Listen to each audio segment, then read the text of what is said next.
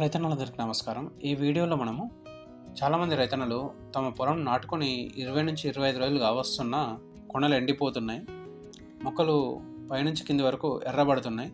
ఏం చేస్తే బాగుంటుందని చెప్పేసి చాలామంది రైతన్నలు అడుగుతున్నారు. ఈ సమస్యను కనుక మనం గమనించినట్లయితే దీనికి పలు కారణాలు అయితే ఉన్నాయి. దానిలో ముఖ్యంగా మనం చూసుకున్నట్లయితే ఒకటి జింకు లోపం. ఈ జింకు లోప లక్షణాలను కనుక మనం చూసుకున్నట్లయితే నత్రజని ఎరువులు వేసినప్పటికీ కూడా మొక్క తిప్పుకోకుండా అలాగే ఉండడము, అలాగే 2-3 ఆకుల దశలో ఆకులు పైనుంచి కింది వరకు పాలిపోయినట్లుగా కనిపించడము, ఆకుల మీద ఇటుక రంగు మచ్చలు ఏర్పడి ఆకులని ముట్టుకున్నప్పుడు పెలుసుగా టప్పు మన శబ్దం చేస్తూ ఆకులు విరిగిపోతాయి. ఈ జింకు లోపం వచ్చిన మొక్కలు ఎక్కువగా గిడసబారి మొక్కలలో పెరుగుదల లేకుండా ఉంటుంది. రైతన్నలు ఎక్కువగా మొత్తంలో వరి తర్వాత వరి వేయడము, అంటే వరి పంట అయిపోయిన వెంటనే వరి పంట వేయడము, వేరే పంట మార్పిడి చేయకపోవడం వంటి కారణాల వల్ల, అలాగే ప్రతి యాసంగిలో 20 కిలోల జింకు వేసుకోకపోవడం వల్ల ఈ జింకు లోపము ఎక్కువగా వస్తుంది. దీని నివారణకి కనుక మనం చూసుకున్నట్లయితే ప్రతి యాసంగిలో 20 కిలోల జింకు సల్ఫేట్ని వేసుకోవడం వల్ల ఈ జింకు లోపాన్ని నివారించుకోవచ్చు. రైతన్నలు దమ్ము చేసే ముందు అన్ని ఎరువులతో పాటు, అంటే మనం దమ్ములో వేసే ఎరువులైన డిఏపి లేదా సింగిల్ సూపర్ ఫాస్ఫేట్ వాటితో కలిపి ఈ జింక్ ఎరువులను వేస్తున్నారు. ఈ 2 ఎరువులను ఎప్పుడు కలిపి మన పొలంలో వేసుకోకూడదు. ఈ జింక్ ఎరువులను ఎప్పుడైనా దమ్ము చేసే మొదటి దమ్ము దశలోనే జింక్ ఎరువులని మనం వేసుకోవాలి. అలాగే మనం ఆఖరి దమ్ములో భాస్వరం సంబంధించిన ఎరువులు వేసుకున్నట్లయితే భాస్వరం ఎరువులకి జింక్ ఎరువులకి ఎలాంటి చర్య జరగకుండా ఉంటుంది. ప్రస్తుతం ఉన్న పరిస్థితుల్లో మనం గమనించినట్లయితే జింకు లోప నివారణకి లీటర్ నీటికి 2 గ్రాముల జింక్ సల్ఫేట్ని కలిపి మనం పిచికారీ చేసుకోవాలి. దీంతో పాటు 19 5 గ్రాములు 1 లీటర్ నీటికి ఈ 2 మందులను కలిపి కనుక మనం పిచికారీ చేసుకున్నట్లయితే నాటిన 15-20 రోజుల దశలో వచ్చే ఈ జింకు లోప లక్షణాన్ని సమర్థవంతంగా తగ్గించుకోవచ్చు. ఇంకొక కారణం కనుక మనం చూసుకున్నట్లయితే పొలంలో నాటిన తర్వాత రైతన్నలు ఎక్కువ మొత్తంలో నీరు పెట్టడం వల్ల నాసు ఎక్కువ పెరిగి మొక్కల వేర్లకి సరిగా గాలి అందకపోవడం వల్ల కూడా ఈ మొక్కలు కొనలు ఎండిపోయి చనిపోయే ప్రమాదం ఉంది. కావున రైతన్నలు దుబ్బు చేసి పిలకలు వేసే వరకు కొంచెం నీటిని తక్కువ పెట్టి మొక్క వేర్లకి సరైన గాలి తగిలే విధంగా చేయడం వల్ల మొక్క వేర్లకి సరైన మొత్తంలో ఆక్సిజన్ అంది మొక్కలు తొందరగా పెరుగుతాయి. అదేవిధంగా పొలాన్ని దుబ్బు చేసే దశ వరకు ఆరుతడి పద్ధతిలో, అంటే నీళ్లు పెట్టుకోవాలి మరియు తీసివేయాలి, నీళ్లు పెట్టుకోవాలి తీసివేయాలి. ఆ పద్ధతిని కనుక మనం దుబ్బు చేసే దశ వరకు పాటించినట్లయితే మొక్కలు తొందరగా పెరిగి ఈ కొనలు ఎర్రగా కావడం, మొక్కలు చనిపోవడం వంటి లక్షణాలు రాకుండా ఉంటాయి.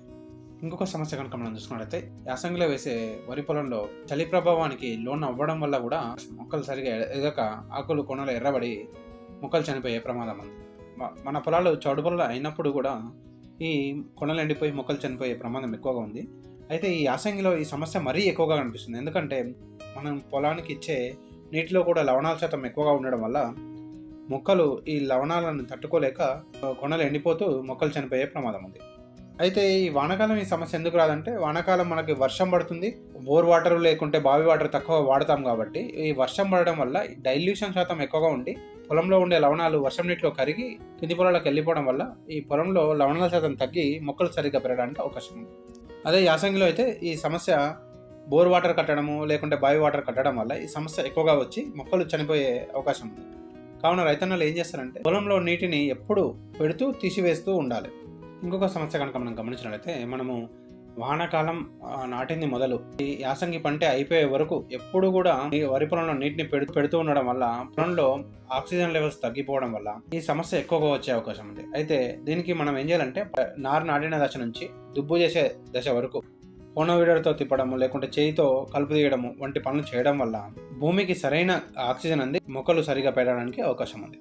పంట మొదటి దశలో కాండందొల్చే పురుగు ఎక్కువ ఆశించడం వల్ల కూడా కొనలు ఎండిపోయి మొక్కలు చనిపోయే ప్రమాదం ఉంది. కావున ఈ కాండందొల్చే పురుగు నివారణకి మనం పంట నాటే ముందే, అంటే నారుమడి దశలోనే మనము 2 కుంటల నారుమడికి 800 గ్రాముల కార్బోఫ్యూరాన్ 3G గుళికల్ని వేసుకొని ఆ నీటిని ఆ మడిలోనే ఇంకేటట్టుగా చేయాలి. ముదురునారు నాటినప్పుడు కనుక మనం చూసుకున్నట్లయితే ముదురునారు నాటినప్పుడు కొనలు తుంచి నాటడం వల్ల ఈ కాండందొల్చే పురుగు యొక్క గుడ్లు నాశనం చేసిన వాళ్ళం అవుతాం.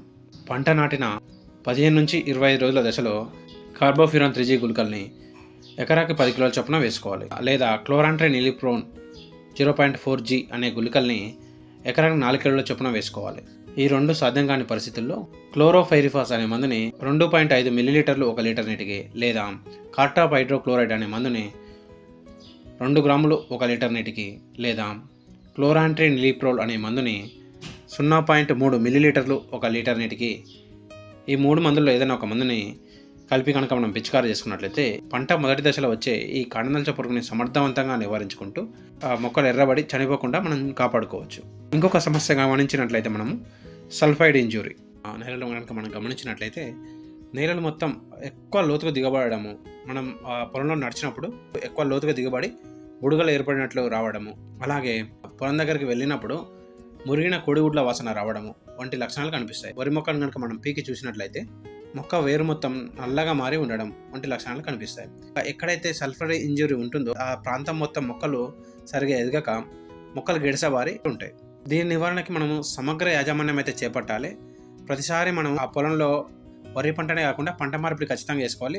వరి పంట కాకుండా వేరే పంట పండించుకోలేని పరిస్థితుల్లో పచ్చి రొట్టె ఎరువులైనా ఖచ్చితంగా వేసుకోవాలి.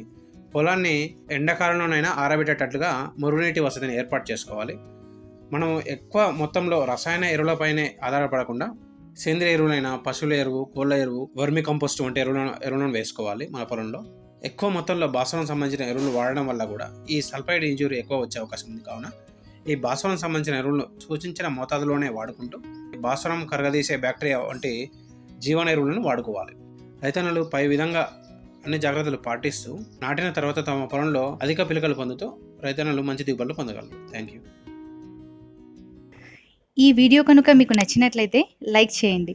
ఇలాంటి వ్యవసాయానికి సంబంధించిన సమాచారం కోసం అగ్రి ఇన్ఫో తెలుగు ఛానల్ను సబ్స్క్రైబ్ చేయండి. మీ విలువైన సలహాలను కామెంట్ రూపంలో మాకు తెలియజేయండి. Thank you.